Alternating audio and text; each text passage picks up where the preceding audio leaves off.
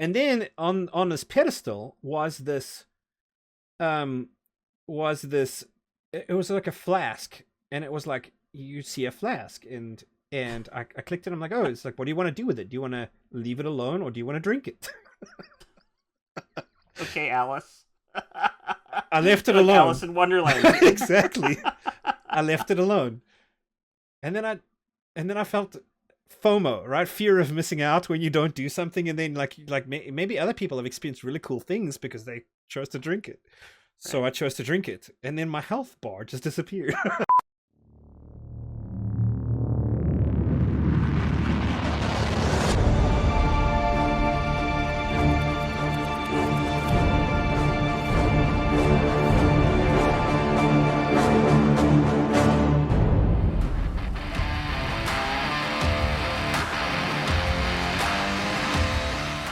Welcome to Disparate Worlds, where an irresistible force meets an immovable object.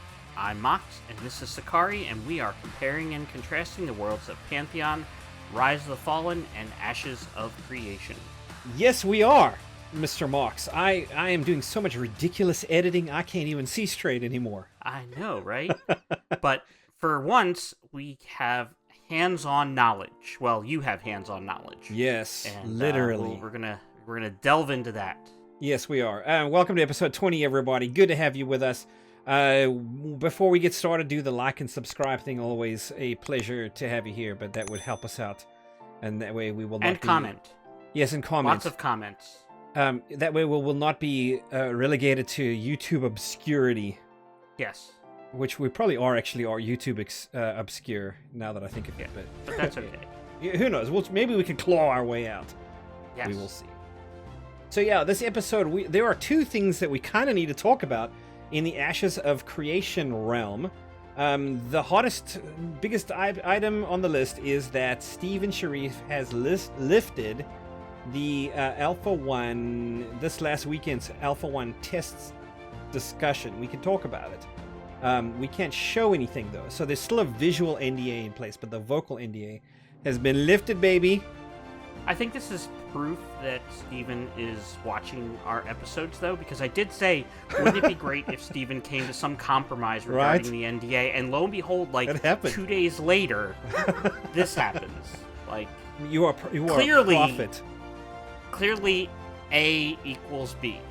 Well, maybe it's an enchanter skill of some kind that you're using, I don't know, to mesmerize him into making poor decisions. Who knows? So that happened, and then also that we've got a kerfuffle we have to talk about, which of course I'm sure everybody, if you're watching this video because you like Ashes of Creation content, chances are you probably already know about it. But we thought we'd throw our own opinion into the ring as well. So we'll cover that in our news segment. In the meanwhile, let's get started with Pantheon news. What you got, Mox? In Pantheon news, last Thursday, the 14th, we had the developer stream, which featured only Ben No Beans and Chris Joppa, and we got lots of little tidbits here and there. They kind of were talking about the road they need to travel to get to their Alpha 1. Mm-hmm. There was a few things dropped throughout. I actually needled Nefel a little bit, and in good-natured way. In regards to asking him if we still had to equip our your shears picks and our shears and whatnot, gathering tools. Gathering tools, yes. And this was in chat during the stream, and he replied to me, rest assured you will not have to hunt through your bags to find your harvesting tool in order to equip it. So at least we have that. At least it'll be handy to be equipped. Does that mean that he is expecting you to assign it to a slot on your character? Or will you just put it in a pre-designated slot in your inventory? It might be in a pre-designated slot in your inventory, but in order to utilize it, maybe you have to do some sort of loadout switch. Maybe, yeah. Because this is going to depend if you are an organized inventory person or a disorganized inventory person. Right, that is true. I always know for where him my to say that you won't have to hunt for it means that it sounds like it's going to have its own place. So That is good. Okay. A couple of the things that came out of the chat during the stream. Will there be separate inventory for crafting related goods, so raw materials? Several games out there will have a separate inventory entirely for raw materials. Right. And Nefel said they want inventory space to matter.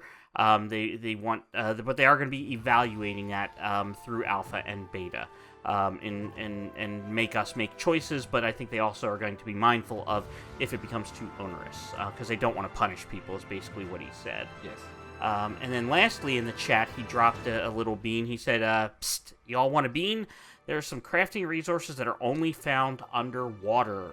So, I guess if you want your clams or your coral, you'll have to go underwater for it. Yeah, you can't find it on land. What a surprise! Exactly. The big other thing that was dropped during this stream was right at the end. They gave us a topographical map of the one continent, King's Reach. And it's fantastic. It looks great. People are analyzing it, like looking at what does this red line mean versus a white border. So there's all sorts of cool things going on with that. We will have obviously it'll probably be up on screen if Sechari's doing his job right, and we'll have it'll be a link to the item will also be in our content or in our description. Yes, they are. So I want to put a clarification out here on this item specifically that. Everybody goes, oh, look, a map. And they're like, no, you're not looking at a map. It's almost like the way they describe, we call it a topographical map to try to be as accurate as we can, trying to figure out what do we call this thing. But it's the actual map data. It's almost as if they took the world and then, elevated themselves well above it and then took a top-down picture of the world. It's actual elevations. Right. In that thing. So it's not just it's not just a map that an artist came up with. It's like the actual map, which is pretty cool. Yeah. Yep. And then lastly in Pantheon news, they had a 30-hour test session this weekend. And so I have no idea how that went. I hope it went well. And thanks to everybody who participated and tested during that. Your efforts are appreciated. And they also are posting for a content creator job. So if you want to be the official content creator of Pantheon, we will have a link to Basgrim's post about it, so you can check that out there. Yes, I don't know what that means. Like, it's going to be interesting to see how that shapes up. Usually, content creators are funneled into a company's community team in some way, right? You're the ones who helps them with their live streams. Pantheon does a pretty good job, their studio, I think probably Ben runs it all the time. It's what it looks like to me. But they do, pretty decent content, just on their own. So I wonder how a content creator will switch things up. Yeah. Don't know. Yes. What about the World of Ashes, which apparently is near crumbling? Yeah, there's a lot going on in Ashes, let me tell you. So again, the NDA is lifted. We will discuss it here extensively. Partially lifted. In a moment. Yes, but yes. Correct me on that one. Sure. Yeah, it is the vocal aspect of it is lifted for this most recent weekend's testing session, so we can talk about it, which of course we will. But you can't show the visual stuff again.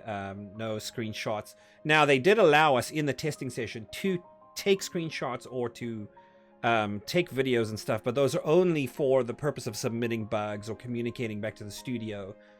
Things that you found. So, there was a lot of that, but obviously it got submitted. And that's the only place it should be applicable. That's it.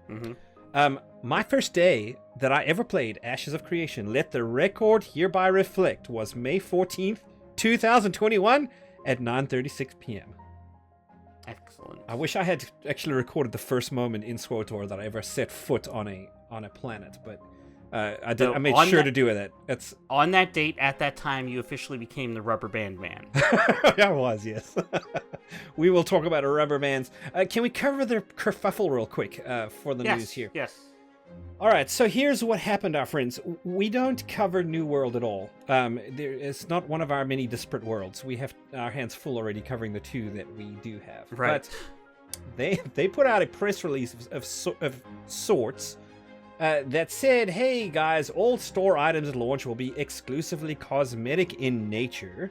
And then sometime a little later in their press release, Looking towards the future, we will also test ideas on how to offer players quality of life items for mechanics like rested XP and fast travel, both obtainable in-game and purchasable in the store.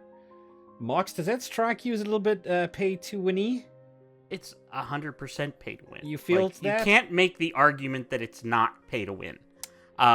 Even if the items are available in-game, they're not going to be available in-game on demand with the use of your debit card. Right. Yeah. No. So they I mean, in that press release, they were like, "Well, look, you don't have to do this to enjoy the game," but they were skirting around it for sure. I mean, they were dancing like crazy. Yeah, you can see, and we'll link it. You can find the link to their tweet that has it in there. But rested XP is usually the XP that you're like a booster or something, XP that you're gaining in some way for not playing, right? If you park off in a it used to be a cantina in the SWTOR world. What is it now? SWTOR world, right? And it's if you're in a city or in World of Warcraft. So many MMOs make use of rested experience, and the rate at which you gain it is affected by where you log out. Yes. So now, if you have a booster that you apply before you log out, and you get more of it's more effective, you are able to get in, and you are then leveling at a faster rate than other people, or the benefits of that rested XP are more, right? So you're getting ahead of other players. They're not calling it an XP boost. They're saying rested experience, which basically means that you're doubling your experience for a certain amount of time. That you come back, right. So what that means is that if I play for 10 hours and then I log off and I don't play for a week, I've gained a bunch of rested experience as a help me catch up a little bit. But you've invested the time of not being online with that character. Right. Now they call these. If you play, give me 1 second. If you play for 10 hours and then you log off for 4 to take a nap, and then you come back and then you buy a week's worth of rested experience, you're paying to win. Yeah. I mean, you definitely are. There's fast travel as well. They call these quote-unquote quality of life items, right? That's the idea, is we're going to test quality of life things. Fast travel, I mean, I get if somebody else isn't able to fast travel like you are, they're getting ahead of you because you spend more time slogging through the environment, and they're able to move from spot to spot a lot quicker and engage the content more faster than you are. So in a sense, they're kind of, because they're not limiting travel, are forcing you to hang back while other people are able to engage the content. So they're getting ahead that way as well. So I can see the argument here. Okay. Mm-hmm. So Steven Sharif saw this and had a comment that he spoke up on Discord and shared. Yep. That I think he regrets having made, or maybe if he wanted to comment on that. I mean, he responded very viscerally from a gamer's perspective, right? Like from a passionate gamer's, like, this is not the right move, and made that. But the way he said it, I think he regretted. And he came back on Reddit later and said, okay, look, I probably, because somebody grabbed the screenshot off of Discord and put it on Reddit, and there it is. Now it started a firestorm right now. In fact, it's probably the most spoken about thing that's going on until the NDA lifted, and now we're all talking about that. So, so he was like, "Look, what I said was unprofessional. I'm kind of sorry for saying it, but let me explain my position on this," and did a decent job. In fact, what we're going to do is link the massively OP article down below where they covered it. Just his comment on Twitter.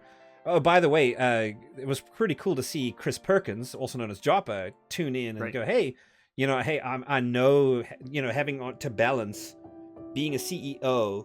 And a passionate gamer, and sometimes you respond from a passionate gamer, and I'm thinking about the CEO aspect of things, of a game company. I get it. I'm there as well. Hey, chin up, brother, and I like it. And, it was a nice little moment. So you will recall we actually covered cash shops in episode 12. I had 3 things that I thought that. And I think I've been there somewhere. Yeah, there is a link right above Mox's noggin. So I had said that I think that cash shops are fine. I think that, but cosmetic items only, no pay to win, of course. Don't let anybody else get ahead, but cosmetic only. Right.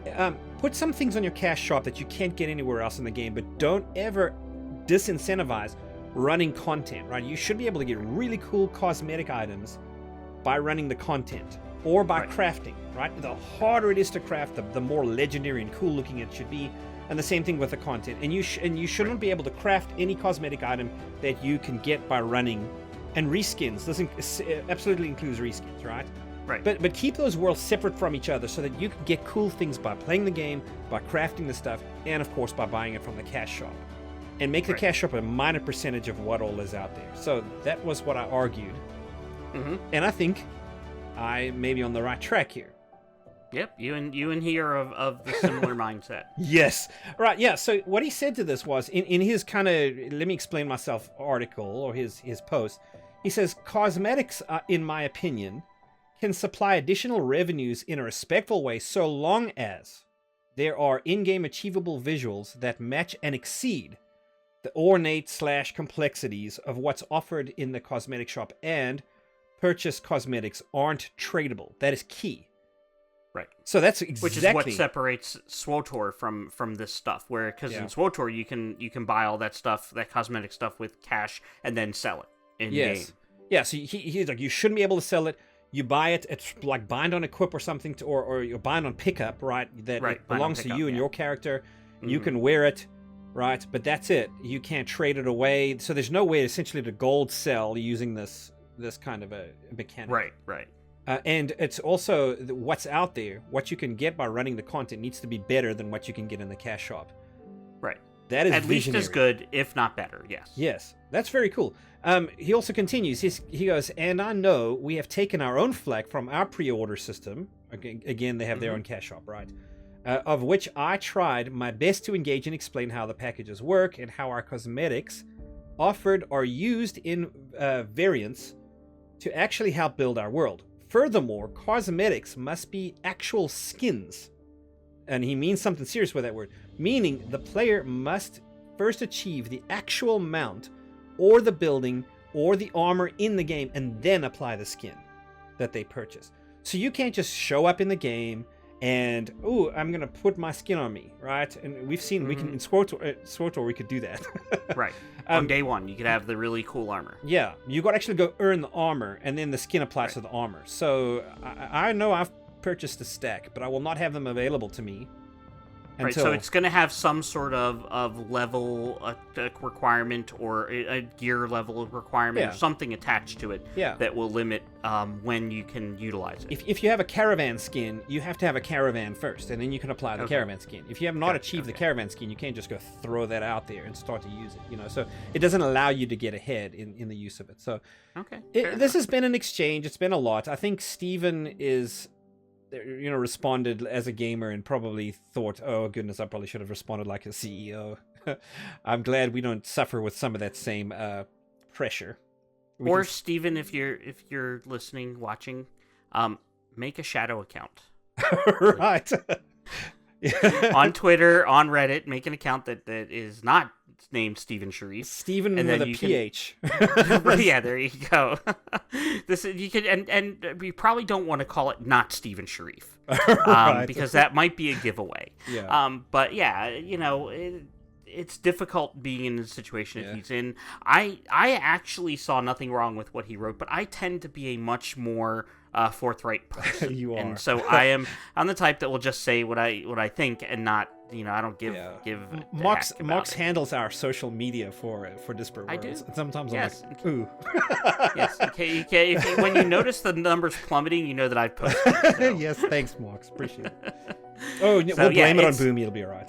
No big deal. Yeah, there you go. So I honestly didn't. I mean, on the surface, there's nothing wrong with what he said. It's more a matter of the politics of him being who he is and saying it. So yeah. But again, hey, hopefully stuff has been smoothed out. Nobody's feelings are hurt. I mean, it's between these companies now. I'm glad. Honestly, I will tell you this from a player perspective. Watching all this happen well over our heads, I'm very glad that Steven has the philosophies he has. Right? He has the vision he has. He feels as strongly about this, and I'm glad he articulates it, because that allows people like me to know what I'm up against. I'm not going to suddenly one day log in and great, we got a cash shop, pay to win aspect here, and I'm now worried about the community, people taking off and they don't want to play this game anymore because that aspect is there. So that's good. I'm thankful that there is good that you can extrapolate from the situation, even if it was a little problematic in its initial delivery. So there it is. Good stuff. That, believe it or not, is the news. All right. So, Mr. Mox, so I need to say it again that the vocal NDA is lifted and not the visual NDA. Save me from having to correct you. Yes. Right. Yes. We can talk about it, sir. I can dump all of the good information from my most recent testing. That's excellent. I was excited to hear all about it today, so now we get to share it with our fans. Yeah. So, okay, so here's the deal. I think we were right in our former episode in talking about that there is a PR aspect to this. I truly, truly believe, and I think I'm right in this, that Steven understands that there's a PR aspect to this. And if at this current stage with Alpha 1, with things being as rough as they are, gets out there and people are showing the visual stuff. Hey, look at this. People are going to look at it and go, oh my goodness, there's limitations and there's rubber banding. This looks terrible. I'm not playing this. This is an awful looking game. And we will kill Ashes of Creation on the vine right now if we start sharing this thing. He understands that. And I think there is a group of people out there that's exactly what they would do. They'd be like, no, this is a terrible game. Because they haven't built the context that goes, hey, this is an alpha, we're correcting things, it's still in development. Right. So he's wanting to play that very carefully. I fully think that's laudable. Mm-hmm. And so that's why the vocal aspect of this is open and we can talk about it. And so I want to make sure that we're prefacing this conversation with that right. That's why we can't show anything. So I'm sorry, friends. You get to see a couple of talking heads on this, which makes editing a lot easier for me, I'll tell you. I have a question for you before we get into your impressions and your experience. Okay. Do you think that overall it was a successful weekend? Even you've talked about rubber banding. Yeah. Do we need to explain that to anyone, you think, or does everybody kind of? No, we will. Okay. Give me a moment. I'll get into what the rubber banding is and how that was and stuff. Yeah. So, but given everything that happened this weekend, and you kind of know like what their feedback to you was during the weekend, do you think it was a successful weekend? Yes, absolutely. Because maybe not from a player, right? You get in there and you're trying to do some things and maybe you didn't get to achieve that because the servers were being brought down at a certain time and instead it was disruptive.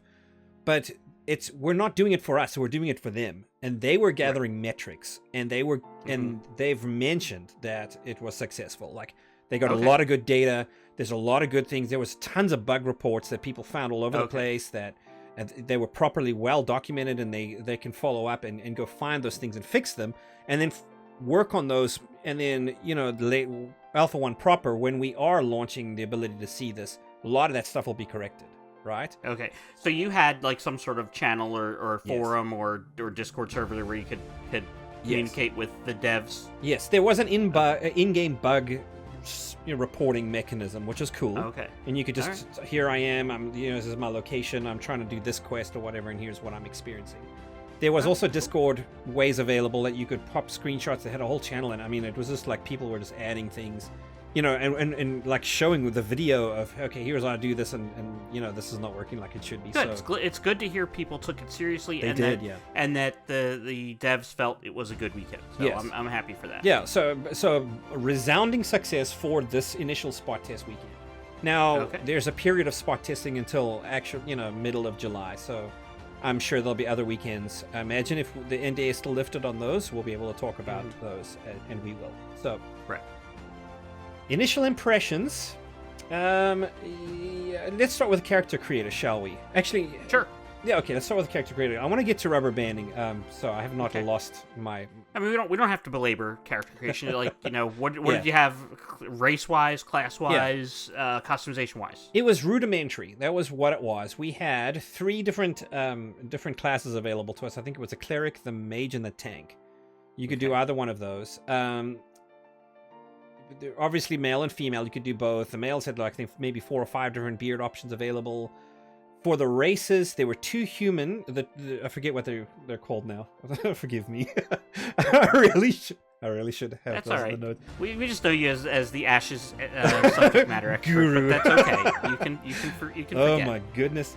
So then there were the Empyrean elves was an option, and I believe the Dunya. What you chose? of the dwarves. There was the Dunir. Were you an Empyrean? No, I actually rolled a human. I wanted to be. Oh. Yeah, I wanted to be. I think Valoon is what I was running. So. Okay. I'm trying to drop all my stuff here to redeem myself.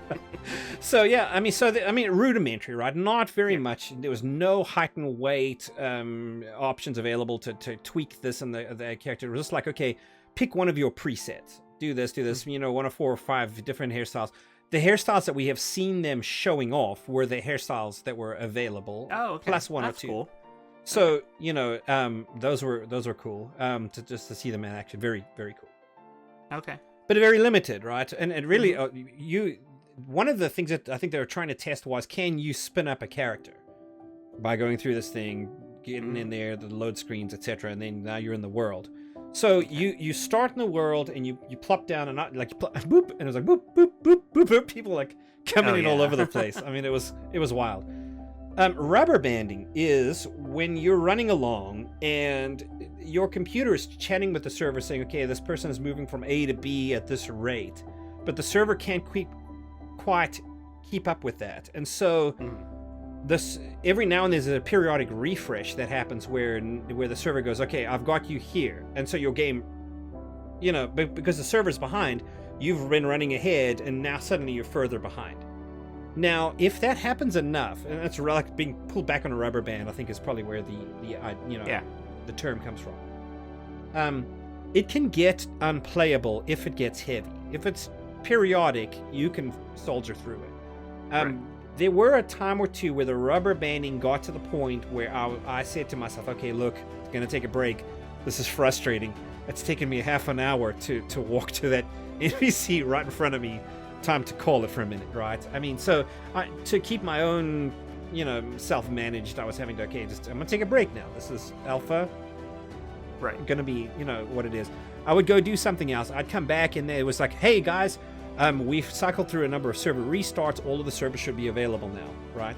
And so there was a lot of that. Like, I think people were reporting it. They did some analysis on it and learned, okay, we know what's causing the rubber banding. We know what the fix is going to be, but it's not something we can implement right in the middle of this weekend. We're going to have to do that after the weekend testing is done. But what we're going to do is it stacks up on us, and the rubber banding gets worse the longer the servers are live. So what we're going to do is periodic refreshes where they restart the servers. And that kept it manageable. Like, after that, the rubber banding was still happening. It was still getting worse, but it wasn't getting unplayably worse. Mm-hmm. So that kept it managed. Now I'm going to be eager in the next testing session to see did what they implement fix the rubber banding, right? Yeah. So server issues, you know, a little bit of slow logins and things. I was fully expecting to see that actually during an alpha. Mm-hmm. I was not surprised, you know, unpleasantly or pleasantly. So there it was. Right, but you're able to get into the server, which is like sometimes you get into these testing situations and you're not even able to get into the game. So yes, the fact you're able to get into the game and level up. You told me you got up to level 5, which is fantastic. Yeah. You know, I mean, I'm sure people were way challenges. further ahead than I was. I mean, like, level 5 is probably very... I had other things going on in the weekend as well, right? I'd have to play a little bit, stop and do some thing, come back to it, you know, when I could. I'm sure there were people that were a lot more dedicated than I was and maybe got 15 or 20 or something, you know. Gotcha. Yeah. So, yeah. I played a tank. I want to play a tank when we start. I started and I wish I'd had a shield. I wanted to experience the tank shield mechanics, right? Because they're supposed to be mitigating damage, I imagine. I just had a sword the whole time and was not able to find a shield during my time. I was able to make enough money gathering things and selling them to vendors to purchase a couple other items. I really like the spear. Like, so you have, when you equip a weapon, you are there are a certain number of animations that are available to you because obviously you're swinging a sword. When you equip a spear, it's a different, you know. Okay. Which is really cool because sense. I've seen some MMOs say, okay, this class only uses 2 or 3 different types of sword, right? Or this kind of thing. There's a lot of limitations in the kind of weapons that they can use. These seemed like a lot of versatility, and every one of those had its own set of animations, which I thought were very cool.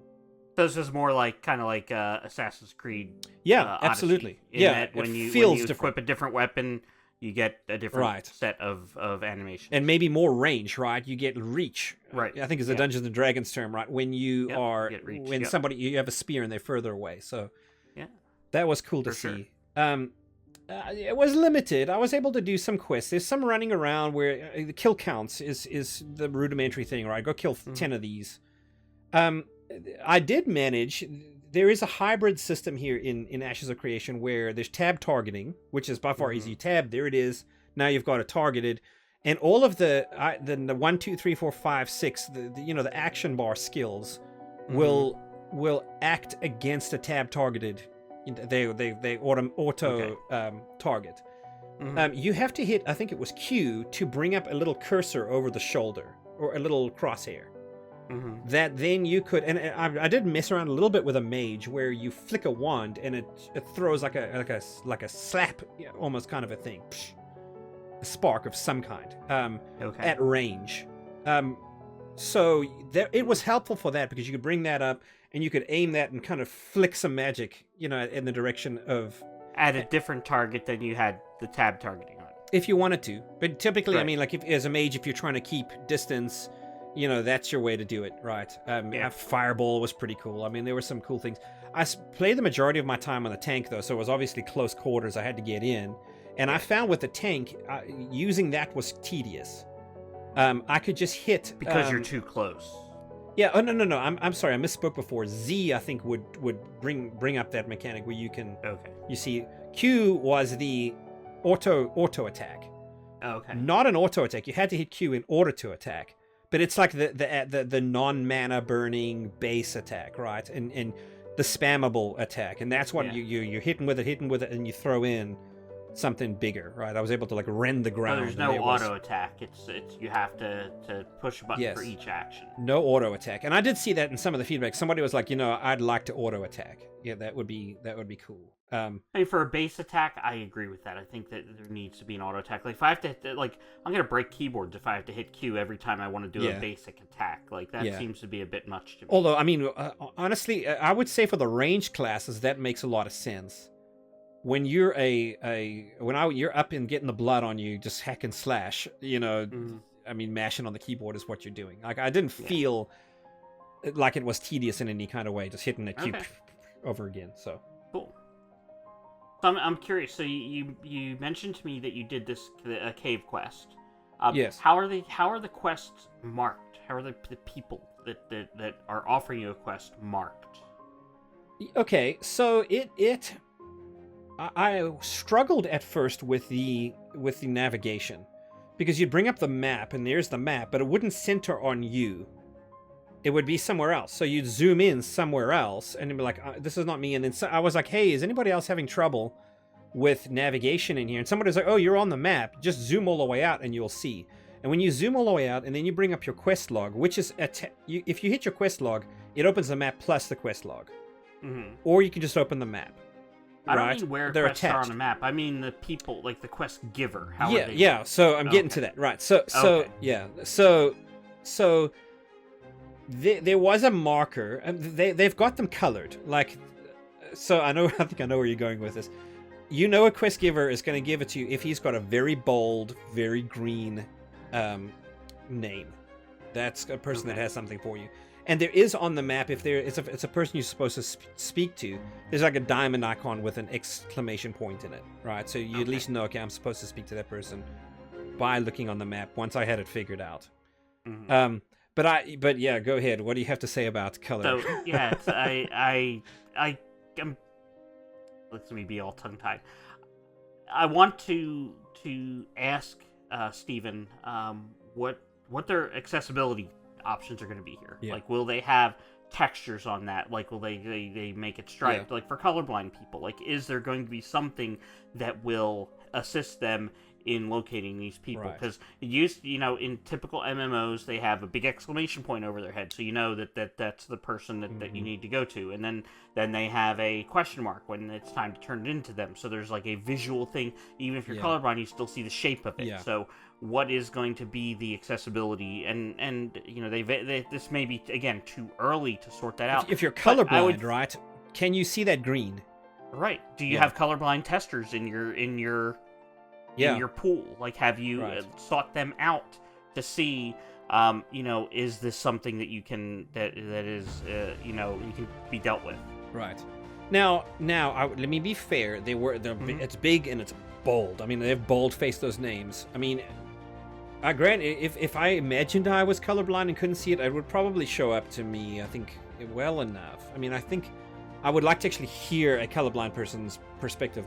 By the way, if you were in the test and you see this episode, comment. We'd love to hear your perspective on this. Right. Yeah, there was a shimmer, like a slight sheen on it, almost like a light leak, if you know what that looks like. Yeah, it just kind of looked like that, just like a periodic kind of shimmer on it. So yeah, it'd be interesting to see a quest giver next to a non-quest giver in grayscale, and to see if we can tell the difference. Yeah, and absolutely. That might answer the question.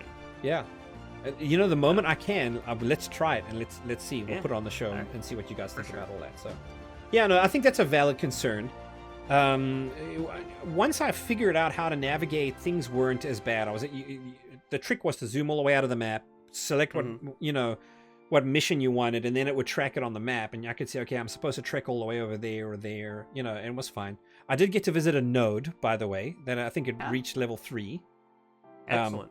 So it was markedly, it was more well defined than I was hoping nodes would be.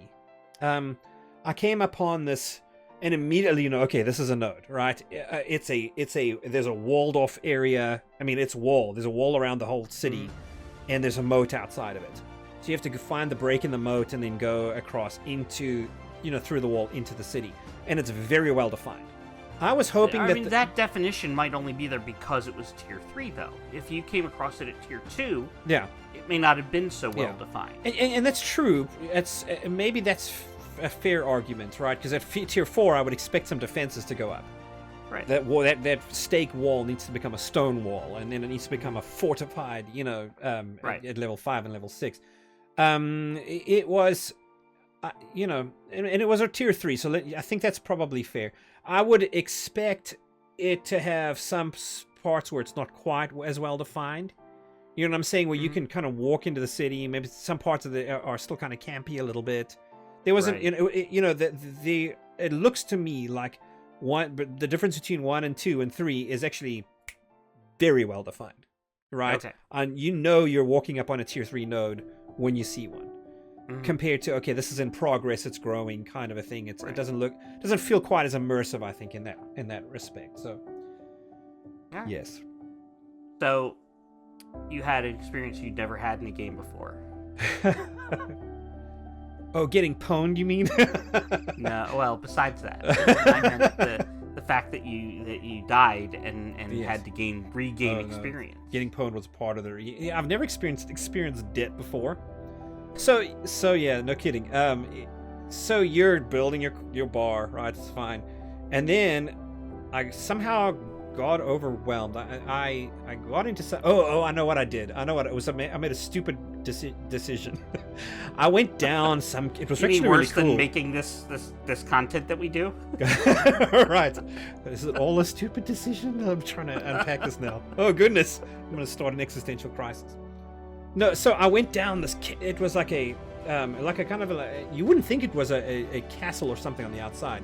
But once you kind of start poking around, oh my goodness, there's a staircase, and you go all the way down.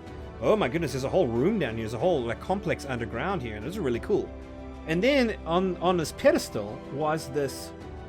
It was like a flask, and it was like you see a flask, and I clicked it. I'm like, oh, it's like, what do you want to do with it? Do you want to leave it alone, or do you want to drink it? Okay, Alice. I left it alone. Alice in Wonderland. Exactly. I left it alone, and then I felt FOMO, right? Fear of missing out when you don't do something, and then maybe other people have experienced really cool things because they chose to drink it. So I chose to drink it, and then my health bar just disappeared. Oh no, it killed you. It killed me. Yeah, I was like, I totally deserved that. Okay, so tell me about the death experience. Do you just respawn? Do you have to dead run back to your body? What? Yeah, no, you just respawn. There are designated respawn spots around the world. Okay. And now another thing that's interesting to note is if you get stuck and you're like, oh my goodness, I can't move. In Star Wars or Old Republic, where you and I used to play, you could do /stuck enter, and it would just kind of boop, knock you, out of that spot a few feet away, and then you could continue on. This one, not so good. You hit Control T, and you stop where you are and you respawn in one of these spots. So then you have to, even if you get stuck, you have to run back to where you were exploring, which may be far away, So I don't know if I like that so much, but I found myself in one of those spots.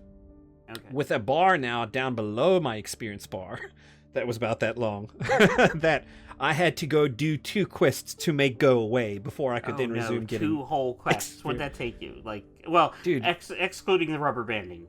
Yeah, well, that made it longer. You know what I'm saying? Right. Oh my goodness, I gotta go do 2 quests now. And when the quests are not easy quests. Let me tell you something. They're not.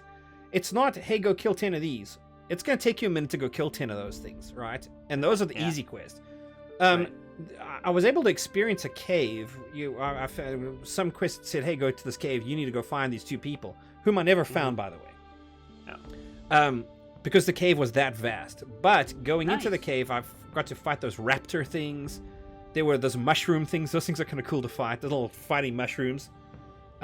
We've seen those on things, so I think I can probably show some of that. But not from the NDA covered footage, by the way. From the Steven stream. Outside, from these streams. So there was, those guys I fought. There were these little things that looked like, what's that fish, that deep sea fish, the anglerfish, I think it is, that has a light that hangs off of its head. Yeah. They have creatures kind of based on that have the little light, and you go to them and it turns out it's a creature. That was cool. And as I was going into the cave, there was somebody who goes, oh, I don't know where the people that you're looking for are, but if you're going in there, would you mind finding 5 of these flowers for me? I'm looking for them. I can't touch them. And you're like, well, why wouldn't you just do it? And they're like, well, because it's dangerous in there. And also there's something to these flowers. You need to be an adventurer to be able to go. Fair enough. I'll go do this. The flowers were not easy to acquire. They were, and Mox, this is the kind of thing that you would appreciate. We've had discussions about player versus environment before. Okay. Yeah. It was player versus environment stuff where you see the flower up on the ledge up there, and you're like, oh my goodness, how am I going to get that? And you see, there's a person or 2 to get to it. Yeah, there's a person or 2 trying to figure out how to do it as well, and it's like there's only one of those, and I don't know what the respawn rate of that is going to be. I better outthink these people fast. So you're in danger then. Yeah, well then you're like, okay, I see it. I have to go over there, and I have to run enough to jump over that, and that will lead me to a platform that then I can climb up on the wall. You've got to have that kind of analytical approach to see where you're supposed to platform to get up there. That reminds me of Guild Wars points of interest. Yeah. Platforming to those. Yeah. So you would do it, and then you would you jump, and then you'd rubber band. And it would drop you to the bottom, and you're like, okay, great. So then you have to go, and it was happening to other people that had figured that out too. So it was like whoever could platform despite the rubber banding to get up there and get the flower. I'm sure your children and wife heard some colorful language coming out of your office. There was some. She's like, are you okay? I am doing this. It's very challenging. I'm playing Ashes of Creation, honey. I'm having a great time. Yeah. But I did notice that it tends to reward people who think outside the box. And that's what I like, I think. Cool. There was there's a flower up there that nobody was getting because it was just too hard to figure it out. But if you're an enterprising, hardworking, thinking, analytical type of person, you can go, okay, look, every way that they've tried to get up there, this is failing. But okay, so there's a ledge up there. If you trace it back, you can go, oh, I see what they're wanting you to do to get up there. But there's a sliver of people that just aren't willing to put that kind of time and thinking and those are the type of people that guides are built for. Yes, exactly. So I think we're going to do okay once we start doing our guides. Like if you want that flower, now granted, if you can find 5 flowers elsewhere. Right. So it was cool. Alright, it was good to see that. So last question for you is what was his name? What was what's name? You got a horse. Did you? Oh, no, I did not name it. I didn't name my horse.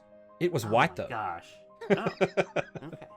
Yeah, I was running around everywhere, and eventually I started seeing people running around with mounts, and I felt guilty. I felt jealous. So I said in Discord, I was like, hey guys, where are you finding mounts? And they're like, just go to a node and find a mount dealer. Oh, okay. So where's the nearest node?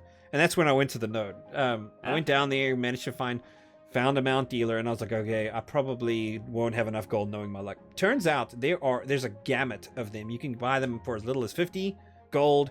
You can buy them for as expensive as 500 gold. And there's, the brew bears and some of the mounts that we've seen are out there. So gotcha. I just picked up a cheapo horse that, okay, got me from A to B. So It was good. how was the rubber banding on the mounts worse? Like because you're traveling further and you rubber band back more?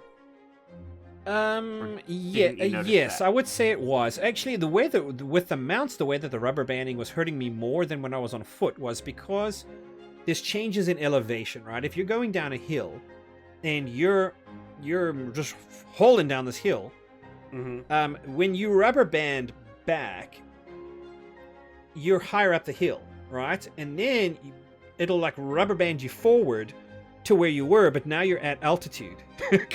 so you're take like fall Wile E. damage. Coyote. So you'd be running down a hill and like fall damage, fall damage. It was happened to me over and over again. So I had to take it easy on going down hills. Was one way to make mitigate that. Yeah. So Well, good. Sounds like you had fun. Sounds like it was interesting, and I'm actually excited for you to play more. Yeah. And I'm going can't wait to see it. I'm going to take off some time and I'm going to stream the fire out of this. I want to get footage of things specifically that you and I are interested in. I want to investigate and see some things. I dipped my toe a little bit in crafting as well, but not very much to be able to report. So Okay. But I want to see some things that at least talk to conversations that you and I have had about these things, so at least now we know. So look for that. So in was alpha. it worth? I guess it's difficult to say if it's worth the full investment of the extra money. But as long as they deal with the rubber banding issue, it will be worth it in the long run. And there is benefit to the players, right? Like I am getting an idea as to how to play this game, so that when you and I eventually do start to write guides and things, I have enough acclimation in, I've dipped my toe in the water, so to speak, right? For us to be able to get up to speed fast. So cool. It's gonna be cool. Excellent. Yeah, well, that's fantastic. I'm glad you got to do that.